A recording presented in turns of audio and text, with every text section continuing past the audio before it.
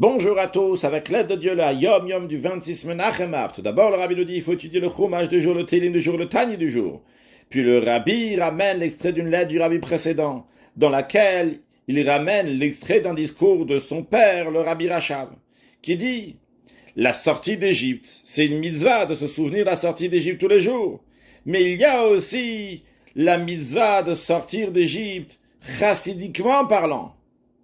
C'est-à-dire de sortir de Mitzrayim, de sortir des Mitzarim, des barrières, des limites du monde, et pas seulement des barrières et des limites du monde, des choses négatives qu'il faut sortir, mais même lorsqu'il s'agit de positives, même lorsqu'il s'agit de Kedusha, des choses qui sont saintes, mais ça ne doit pas être limité, il faut sortir de ces Égyptes-là et aller encore plus loin et encore plus loin dans la sainteté même.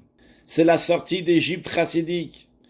Et dans ça même, dans la sortie d'Égypte chassidique, il y a aussi la mitzvah de raconter l'histoire de la sortie d'Égypte, d'en parler verbalement. En quoi s'exprime le fait de raconter la sortie d'Égypte chassidique? C'est les récits chassidiques. Il faut raconter des histoires chassidiques, et pas seulement les raconter, mais les ressentir jusqu'au plus profond de soi-même. C'est-à-dire à savoir que chaque récit y délivre un enseignement pour la vie.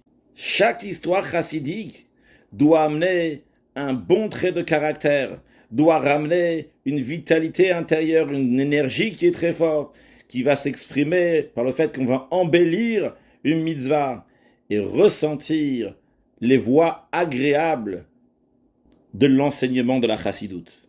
Alors sortons d'Égypte et n'oublions pas de raconter des récits chassidiques et d'en tirer les enseignements qu'il faut pour se rapprocher encore plus de Dieu et accueillir Mashiach, now un excellent Yom.